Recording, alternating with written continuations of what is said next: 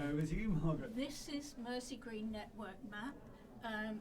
Transition Liverpool and Wirral Environmental Network are trying to create a map of local, green, sustainable, fair to people and fair to planet businesses and voluntary groups across Merseyside.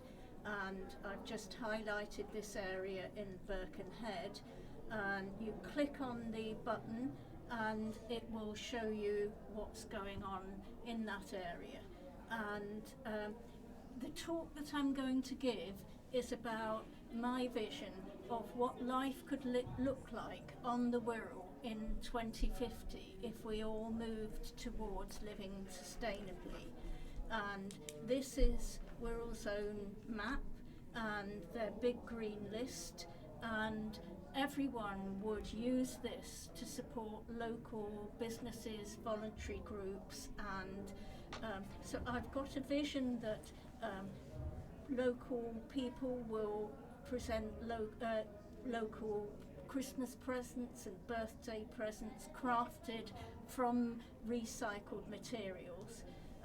So people will enjoy a better health and well-being by joining and being involved in growing things and being creative.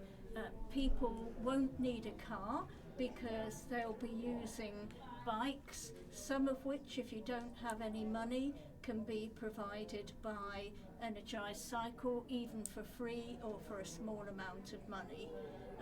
Children will learn about living with kindness in after-school activities, enjoying fun and learning about sustainable ways of living. That's a happy family. Uniforms will be recycled until they fall to bits, and this is my vision of how instead of throwing uniforms away, they'll get repaired and put back on the shelves for use. People will drink milk from bottles if they still drink milk, or oat milk from bottles if they have, and they'll get farm products directly from somewhere in the Wirral. They'll use farmers markets. These actually are the dates for 2050, and so that would be, your next one would be on the 25th of June, and you would get your local produce just provided on the spot. Reciprocity Wirral helps with redecorating and remaking paint from old leftover paint. People would expect to get all their bottles in sustainable ways, filled for washing up liquid, for washing your clothes, for this would be a hub of activity where people would go to recycle and repurpose their furniture. They'd learn how to do it from the courses that are running in this urban village. In 2050, my vision is that you will use mainly tidal power from the newly constructed tidal barrage across between the Wirral and Liverpool. Retrofit Wirral CIC, which was set up in 2032, will be able to support you at knockdown prices to get your home refurbished. People will use rickshaws rather than cars because they take so much less energy if they're not cycling, but they'll go out on a family day out on that. There'll be a thriving local industry using recycled materials, so pens from plastic and pencils from waste paper, and there'll be repairable shoe shops like there used to be many years ago, where shoes are made and crafted on the Wirral and made in a way that they can last for twice as long. And this is my vision for 2050, and I hope that some of it will come true. The first 15 of these are already happening. The last few were me imagining what it could be like.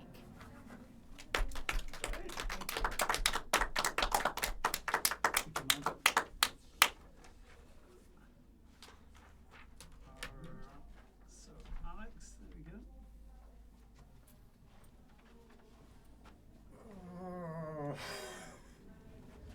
go. Circulation libraries. So circulation libraries are not simply a big pile of books in a public place, which is what you'd call a book exchange. Slide me. So this is the intro to the UNESCO Public Library Manifesto, 1994. It's a beautiful 3-page document. Its 12 key commitments include creating and strengthening reading habits in children from an early age and ensuring access for citizens to all sorts of community information. There's also a 1949 manifesto you can look up.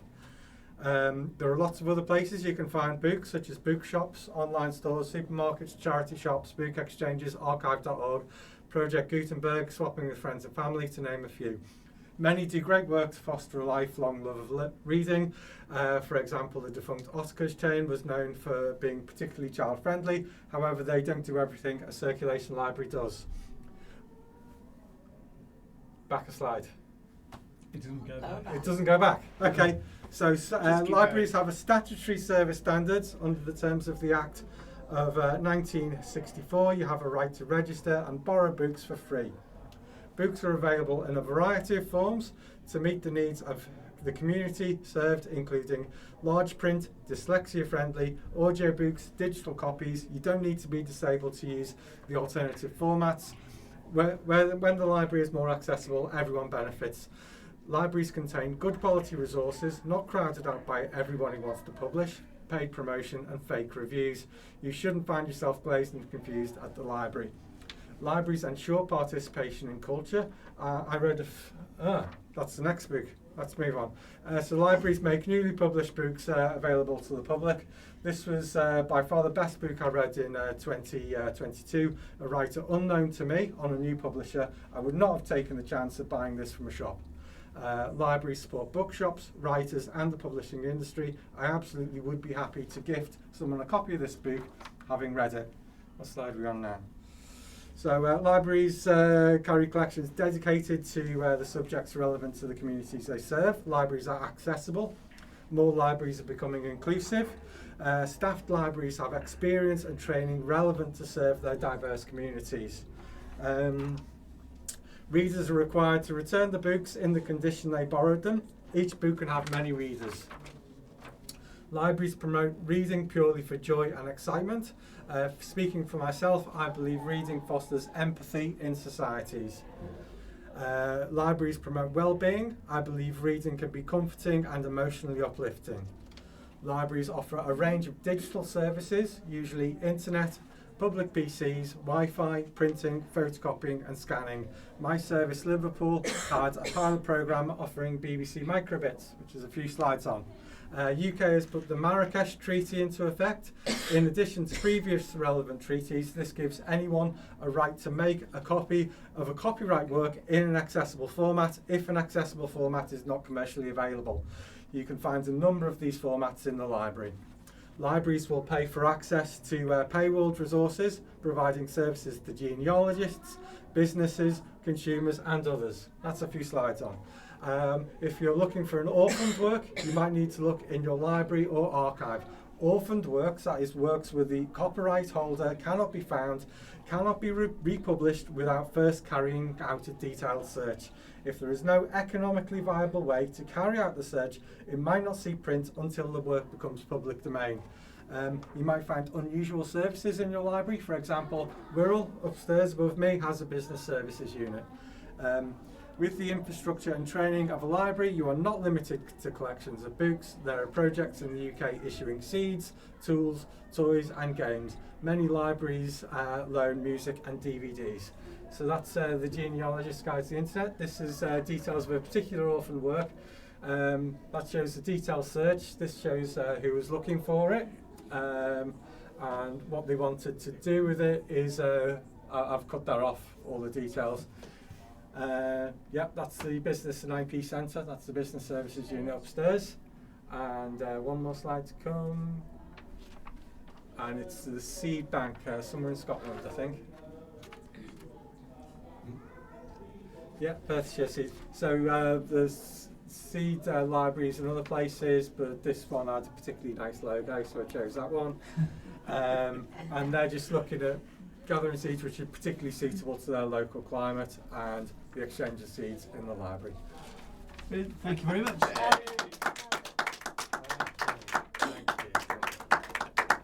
I'm so glad none of the people who I know are a qualified librarian in here to criticise. Brilliant. I'm sitting in the corner. Brilliant. But Margaret, lots of the organisations you were talking about there. So that you were saying that the first 15 of them, they already existed. So tell us. I mean, that was interesting in itself. It's that you could, if Jerry was still here from the last talk, he would be saying, you already have a tourism offer to be able to guide people through those. They could visit those local shops and buy recycled things. They could visit those farms, and purchase and work on those farms. And all of those organisations are already listed on the map.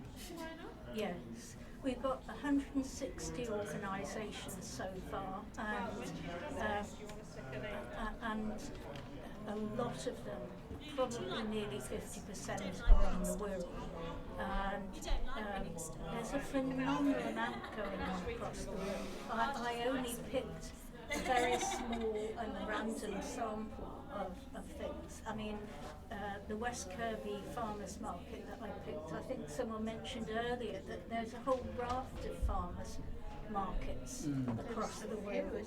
Yes, and I mean, one of the things that Wirral Environmental Network has on the page that I showed you, I think they do need to make that map and that page much easier to find, but that they have a big green list, so they include bigger organisations on their page, so that you could, in theory, live your life sustainably on the Wirral, except for things, spices probably come from abroad, or metal structures has to come out of the area, but for an awful lot of things you could, if you wanted to, do environmental tourism, and the Wirral would be a great place to do it in.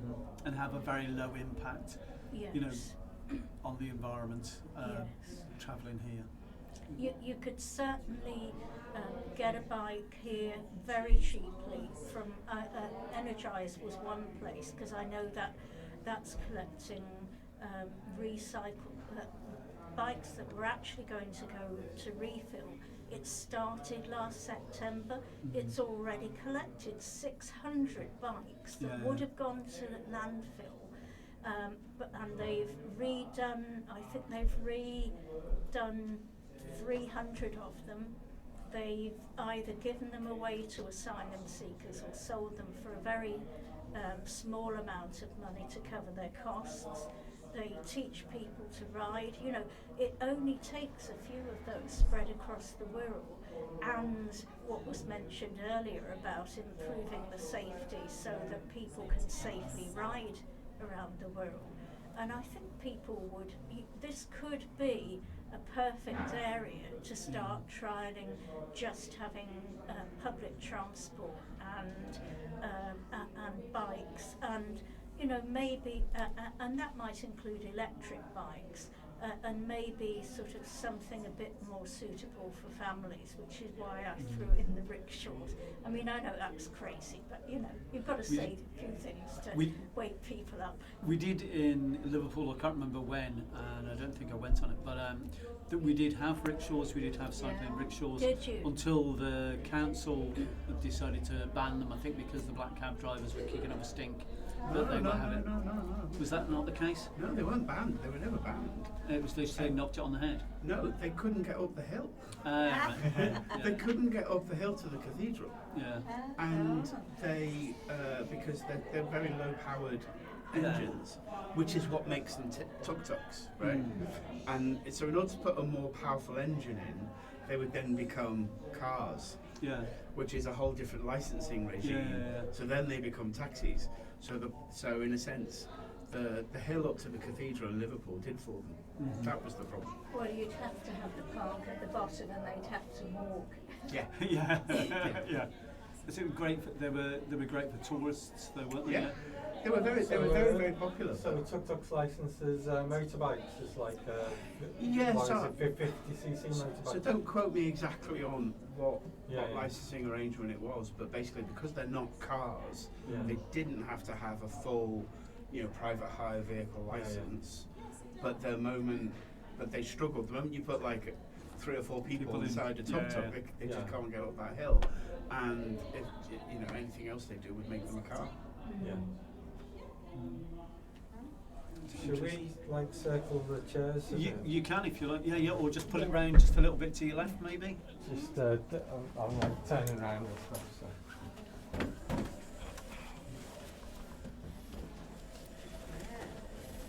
There we go. See each other now. Yeah, that's better. I thought they just went out of business. No, they essentially did go out of business because they couldn't.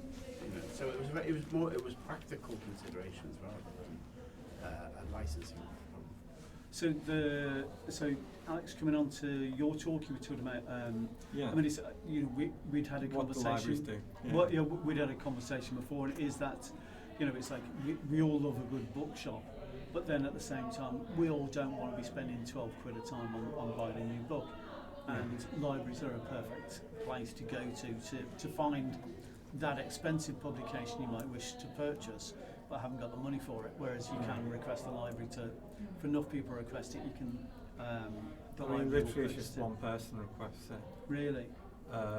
Must look for something obscure. See if you can get it. I mean, you will find there's a level that the purchasing librarian won't go for, and it will depend on which local authority you're in, what their book budget is, and what the reading interest of the public is. But I can tell you in Liverpool, which is the local authority I'm from, the book fund that they have, they could, if every individual in Liverpool requested a book, the purchasing librarian could probably buy like 1 in 12 a year. Whereas one year I requested 6 books and he bought all 6. So I don't think people are recommending books in Liverpool. Wirral might be completely different, but have a conversation with your library staff. In general, it's not like loads of people need to come forward and request something. If one person thinks this will be a good read, just put the request in, and if you don't ask, you don't get. And you do that online. And you can do it online. You can do it online in Liverpool. So in Liverpool, I mean, you can send an email or write a paper request, but on the online catalogue, there's literally a feedback stock suggestion link right in the bottom right hand corner where no one sees it. You click on that and you just got a plain form which says feedback or stock suggestion, and if you want a reply, then include library card number, contact details. Can I leave it on my bookshelf for 12 years like all the other books I've bought? I think that would be very selfish. Yeah, it probably would. Yeah, I mean, if you do that, it's like you have overdue charges of, I don't know how much they are at the moment, because I haven't paid overdue charges in Liverpool since I started working for the libraries. But I mean, when I started, overdue charges were, I think, a few pence a day, but they've definitely gone up. So you'd probably be paying 10 pence a day over 12 As years. it should be. As it should be. Yeah, you can bought a copy You for do yourself. eventually cap out, but don't do it because it's not very considerate. So, Margaret, I wanted to ask you a question about the map. So, what was the kind of the genesis for the map? You've got lots of information with lots of organisations, and they're all part of the network. But why present something in graphical format like that? Why go for that kind of format? Rather than a printed format. I hope that one day we will get a printed format, but I think the lovely thing about the graphical online format is that we can keep adding, so that we probably in the first few months we had about 40 organisations on the map, and we've gradually built up from there, and really the idea is to keep going across not just the Wirral and Liverpool but the whole of the northwest. So I mean, it's a pipe dream, but I'd really like us to be thinking in thousands rather than hundreds. Yeah. So a part of the idea is that people can put themselves on the map. So that people are taking ownership of actually being on the map, and that as it grows, the idea we hope is that people will network together. I didn't go into a lot of detail on this, but things come under different headings like transport and energy, and the idea will be that groups like that can, as it grows, link together across Merseyside, say for the purposes of sharing ideas, for putting in joint grant proposals, because you're more likely to get a grant funded if it's a consortium and a bigger nucleus of people, and you wouldn't have to have a different map on the Wirral, say, to somewhere out perhaps in St Helens, which is also on the map. So that's the idea of it being digital. It would I know the creator of the map would eventually like to have maps that have a system so you could print off your local version, but that's a later. Pardon? They could do that in the library. Print it off for you in the library. You could do that, but at the moment it probably wouldn't give you the link for what's where. Yeah. And it does have a lot of information. That's the other benefit. If you click on the dots that you saw on the map, it gives you the information about what it does. There's a link to any website, Facebook, Twitter, so that you can get up to speed with actually what they're doing right now. It gives a blurb on what each group does. And if people aren't on the map, they're still because they don't have a physical address, they're still in there and can be looked up, because not everyone doing a great job, say for example feeding Liverpool, I'm not sure it's on the map yet, but they don't have a base, so you couldn't put feeding Liverpool on a physical map because they don't exist anywhere. Yeah. I like the idea. I mean, I really like that it's on OpenStreetMap. I'm saying that, and I was hoping that Dan was going to look up there and go like, OpenStreetMap. Oh yeah, we like that. Just that it's not on a. Admittedly, it's not on a Google Maps or an Apple device. But then at the same time, it would be good to see the information from it being able to be shared to those kind of mapping environments. Again, going back to the tourism talk. Apologies, but just that then if you're an eco-tourist, you can arrive here and just fire up whatever map you've got, and you've got your network of local organisations that you might well be wishing to purchase gifts from. So from Alison Bailey Smith's recycled goods, that kind of thing. Where's the best kind of environmentally friendly kind of cafe to go to, rather than having to go nearest cafe, let's suss them out which is the best one. There is someone, I don't know how far he's got, but someone whose name I forget, but he's got an organisation called Tranniscope, and they're looking into making sure that the various maps in different areas can interconnect in some way. And I know that Cole Massey, who's the creator of this particular map, and that they've got an organisation called Digital Commons, and they're part of the Solidarity Economy Association. I know that they've made a link so that when and if things do get joined up, that he was certainly interested in networking across that. Because I mean, what I'd like to see is either our current map or the information from the map as it is at the moment put on something eventually when there's enough places doing this, so that there is a national network that's an alternative economy, so that it keeps money local and it supports local businesses, because they're some of the most vulnerable groups. And you know, I also want to showcase voluntary groups. You know, who maps voluntary groups? You know, no one that I know about, and yet they form such a vital part of our economy. That's a very good point. I was going to ask about the Solidarity Economy Association, but have you spoken to Wirral CVS, because they probably do map voluntary organisations? Well, Wirral Environmental Network work closely with them, and Wirral Environmental Network are our partners. I think we're on their website. I can't swear to that. We're certainly on Liverpool City Council's website somewhere. Right. No. So tell me about the Solidarity Economy Association.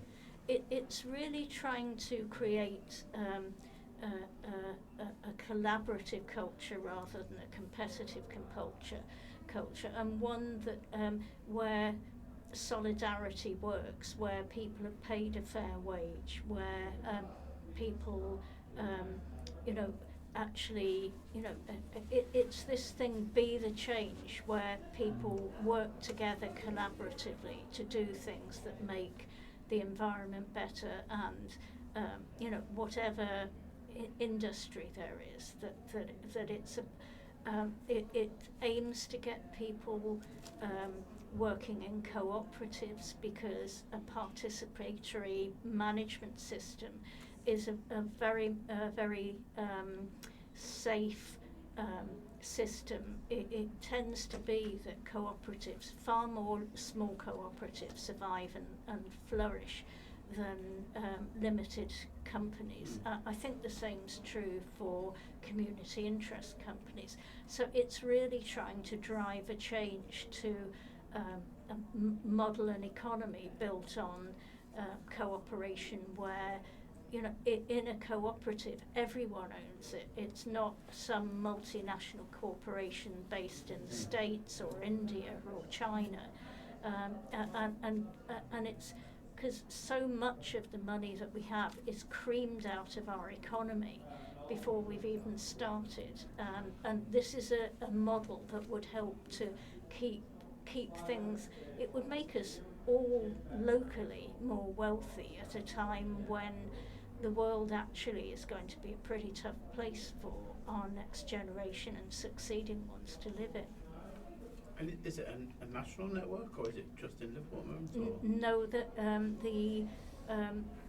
map was created in Oxford, in fact, and there's 3 maps at the moment. One in Oxford, one in Gateshead, and the third one is is in Liverpool. It's a movement rather than a business, and it's not in a way dissimilar to things like Build Back Better that people have heard of, where it's really thinking about, you know, how do we want to live? You know, how, you know, we have the most unequal society in Europe, probably in the world, in Britain, and this is a movement against that. Sounds very interesting. Thank you. Sorry, I can rub it on forever, you know. You certainly Yeah. can. No, but in a good way. Should get you in Parliament. Yeah. Brilliant. Does anybody have any other questions? No. No, I think. No. Okay, great. Let you off. No, Do yeah. you work with at the library? Yes. Jen? Wouldn't call it working Thinking as about that. library questions. Oh, you wouldn't quite work it. Why? Yeah, But there I was- do know, I'm but I the do know, I business know a and lot intellectual of property libraries. specialist. You see, Can there I was. ask a library You can question? Margaret's got a library question. There you go, library questions. Do you have a map of local community libraries that have set up either as cooperatives or from the grassroots across Merseyside? Because we would like to map them. There is a little library. It's not really a library. It's a book exchange. So Going back to the original slide. My son in my son's school, they've got a little reading nook, but it's outside with a picnic table. So anybody can go and sit with their kids at the picnic table and read, or like take books to leave there if they've got books they don't want, and it's all different types. But it's literally, it's tiny, but it's a really well loved, really well used thing. Yeah, I mean, but there is a role for book exchanges in promoting people's love of libraries and love of books. So quite a few of the train stations in Liverpool have a book exchange. I've seen a few in supermarkets. There's a big one in Belleville Shopping Centre. I was about to say about that. That's the most successful one I know of. Yeah, so Very successful. but I don't know if any of those book exchanges talk to each other. How would I find out? Literally just approach some of them. Uh, I mean, is in the there case a book of- exchange organisation? I don't know, we don't talk to them unfortunately. They don't even take books off us. So our waste books, they go to like a specialist in waste library books. Some of them will be resold and some of them will become cardboard boxes, but they don't go to book exchanges. And the lady out there is making models. Yeah, What they yeah. call So they dead go books. to craft people, for example. But that Did you would see be. them? But that would be. So if you put on your map like a simple category for book exchange, you know, you could then just start Is that inviting what people she's to made? come in. Yeah, I think further Because you from- want people to enter themselves That's an on, old don't book. you? Ah, Yeah. yeah. So if you have that as a She's category. making very intricate Yeah. things. Well, it's remade. Intricate. My mate made that. Oh, your mate made it? Yeah. Just now. Yeah. She needs varnishing. I mean, there's a copyright issue with book exchanges. I mean, basically they're tolerated by publishing and authors because, I mean, there isn't anything they could do about them. But if they became a lot more popular, there might be an issue. Libraries, like municipal libraries, they provide data to the British Library for the public lending right. So authors get a royalty paid on books borrowed from the library, and it's calculated based on a sample group, and it's not a huge amount of money. A lot of the value for the authors is they find out they're being read, and for a small author, especially starting up, that kind of data that comes via the public lending right, that'll be the first inclination that they're actually kind of quite popular, because you can be popular in libraries but not be popular with book shops. Well, that's partly down And to because book exchanges don't collect any data, which in some ways is a strength, they also don't kind of collect that data to pay royalties. Yeah. Wirral libraries are in the sample group for public lending right this year and the next.